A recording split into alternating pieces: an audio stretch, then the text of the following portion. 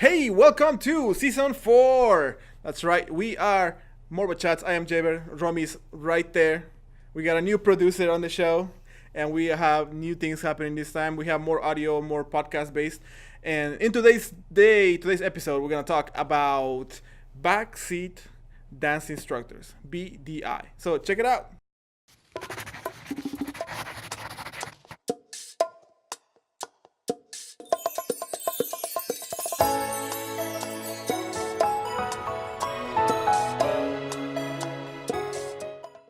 Okay, so let's start with the beginning of the whole conversation. What is a backseat dancer? What is a backseat dancer? Or a backseat dance instructor, I guess. A backseat. Oh yeah, that's a good identification, right? Backseat dancer instructor. Backseat Such a long term, bro. Backseat dance instructor is someone who is always talking in class, who thinks they know what they're talking about. Okay. Do they know what they're talking about? No. How do you know? Sometimes, more likely than not, they don't. So there's more than one type of like backseat dancer. Yeah, there's dance the instructor. backseat dancer that does backseat dance instructor. BDI. Let's call them BDIs. BDI. Backseat dance instructor. Yeah. The BDI is someone. There could be. I think there's like 2 or 3. I'm gonna just focus on 2. One is a person who doesn't know anything, but they think they know something. Okay. Because they've been dancing for a couple of years, quote unquote. Right. And then the second one is people like us, where we know what we're talking about, and we want to actually help the person that we're dancing with during the free practice time. Cool. But now we're kind of taking away from that experience. And the third one? Third one is yo mama.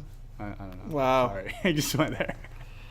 What is the third one? I said 2 or 3, and I was gonna focus on 2. What are you talking about, dude? There is a third one. It's the person that knows what they're talking about, but they don't know what the teacher is talking about. Does that make sense? They're teaching something completely different than the teacher is trying to teach. So it's a different different style, maybe different technique or perspective on the dance, or a thought process. Okay. How do you feel about it? About what? The backseat dances, the BDs.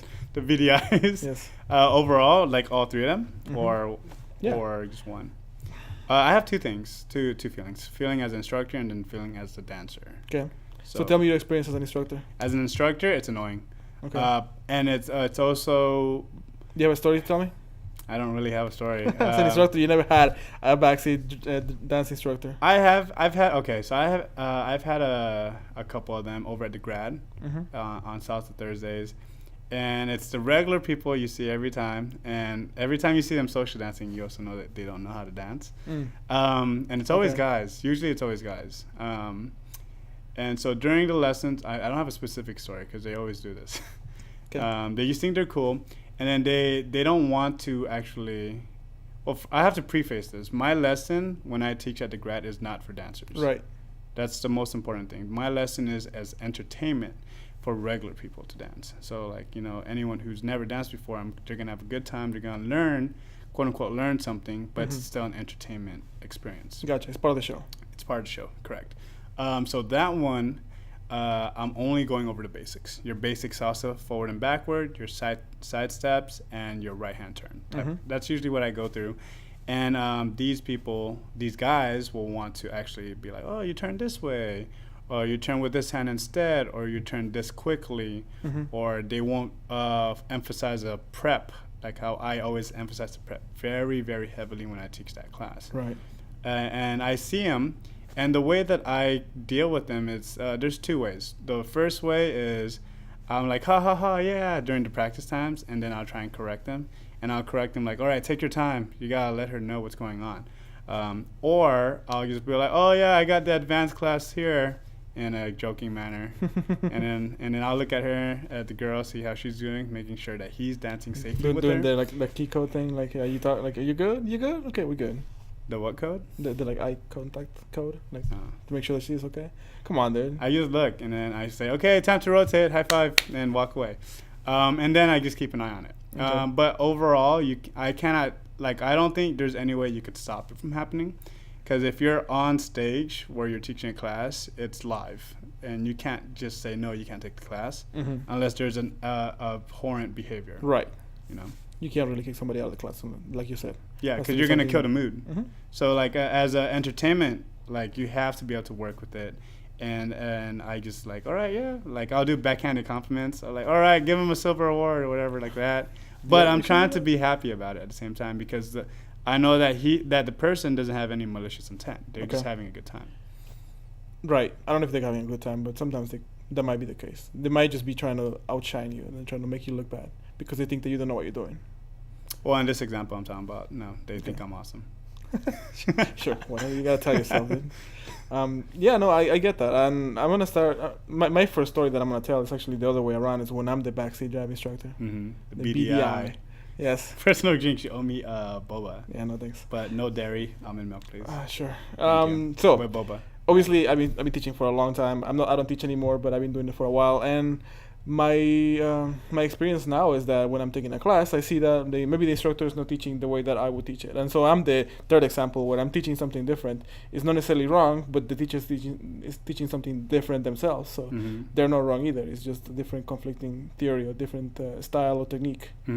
And now that I'm in a different dance team that I'm not the director for, I find myself always trying not to, but still doing it, and I'm like teaching and coaching the dancers on stuff that the director should be, and they do it, but they do it differently than the way that I've been taught and I've been doing it, and so I try to make it my way at the same time, but still trying to listen to them. How does that feel though? Like trying to be respectful, but at the same time knowing that you know your stuff. Because I've had those issues too, and I'll be like, "Oh, happy about it." Well, but I'm like, the way that I do is I talk to them afterwards and I say, "Hey, I know I'm like lecturing the new students, and I'm trying to coach them a little bit. Tell me if I'm going over the line, and just hold me back because I don't want to. I obviously want them to dance the way that the instructors or the coaches want them to dance.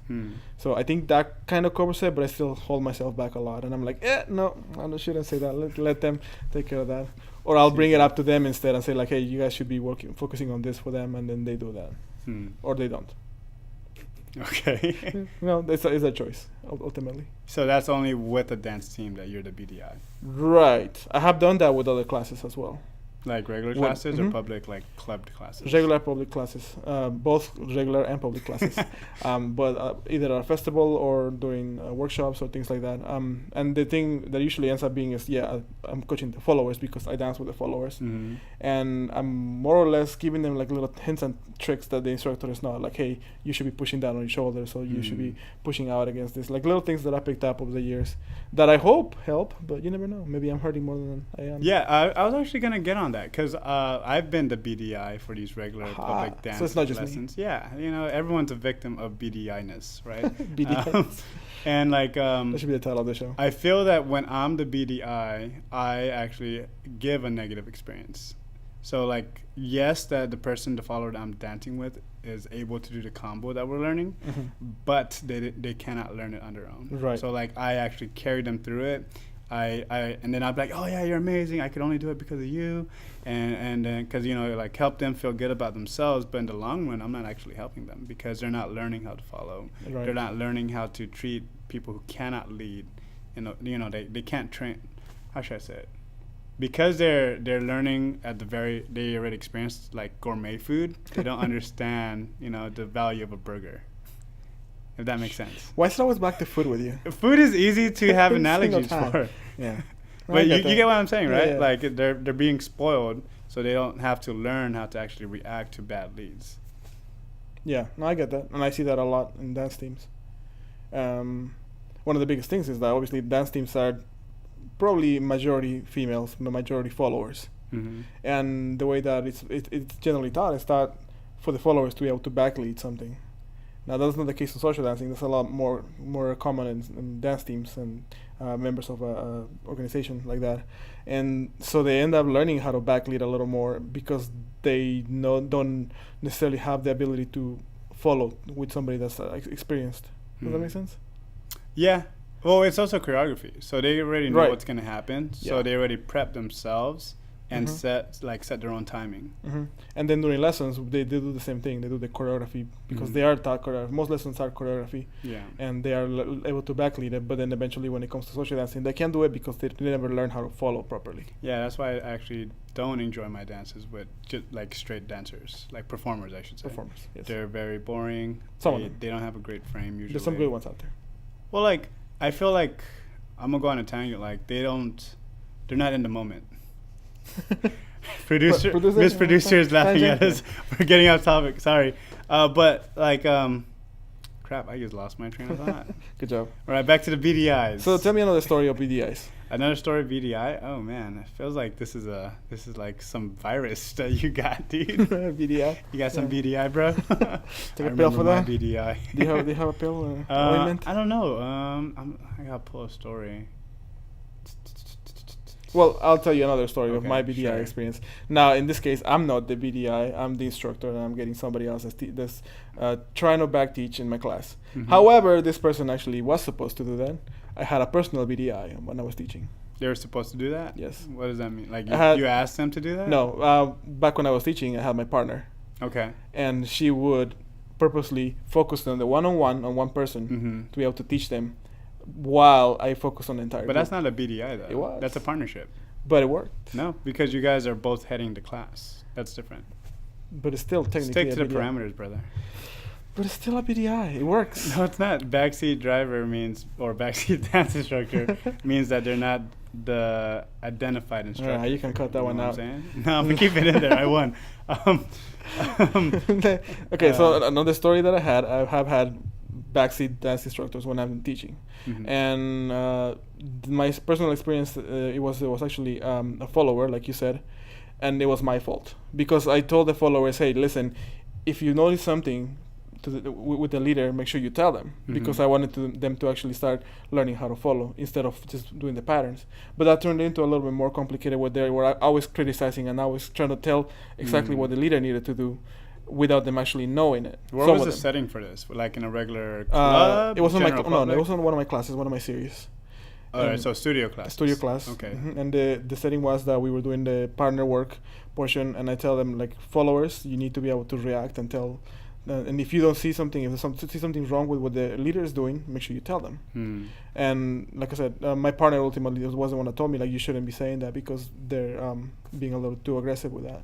I agree to you and your then partner on that. Because when I taught my studio series, I had them, like, I was like, all right, you actually have to talk to each other, but I set time limits to it. Mm-hmm. You can only talk now for the next 20 seconds and then try again. You know, like, so I do it also at the grad, but I don't do it as much there because that's, again, more entertainment versus conceptual and in-depth teaching. But if you have them have that conversation in a class, but you explicitly say when they could talk about it, I think that helps quite a bit.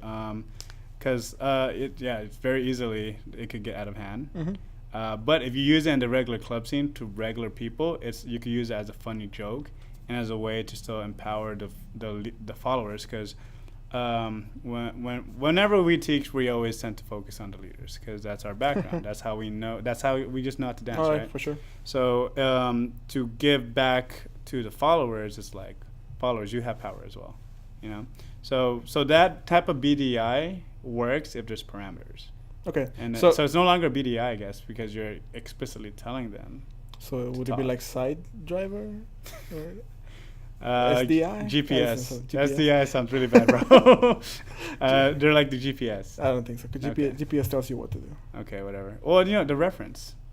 No. Oh, whatever. The analogy fell through completely. Just went downhill. Okay. Well, Miss Producer saying we're getting off topic and that we should hurry up and... I don't know what this means. Wrap it up. I think it's wrap time to it up. Yeah. So the ultimate conclusion is that BDI isn't necessarily a bad thing if you manage it. If you can avoid it if you're teaching. If you are a dancer or yourself, you think you know what you're doing, be respectful to your instructors and don't take advantage of the fact that they're giving you the ability of pushing your ideas out there because it's their class and you should be respectful. And then I'll just add on to it that if you do find yourself being a BDI, be ready to get the mean eye from the instructor. And, you know, you will get a reputation. It's just part of the name of the game. Okay. So since I want to say the last word, I will add again and say, if you are a BDI, you might as well better know what you're talking about. Well, I hope you guys enjoyed the episode. I'm gonna get the last word in. I don't know who's closing it. You should go ahead, close it. Oh man, I just lost my train. All right, so what did we just talk about, Juan? We already did the recap. Damn, the recap. Close the freaking show. I don't know how this ends because usually we plan the ending. Just close it. Should I do the regular closing? Yeah, like what Okay, guys. Well, I hope you enjoyed this episode. I was talking in the beginning. Damn it, Juanito. Well, I hope everyone enjoyed this episode. We are trying something very new. This podcasting is pretty cool. We got a new producer, Miss Producer, is keeping us on track. Hopefully, she'll keep us on track even longer and better, and that we will keep on moving and get bigger and bigger and bigger. And our website is going to kick butt. Go on our website at morebachats.com. Make sure you subscribe, follow, and get on YouTube. We're going to be on YouTube, and we'll see you on the next one.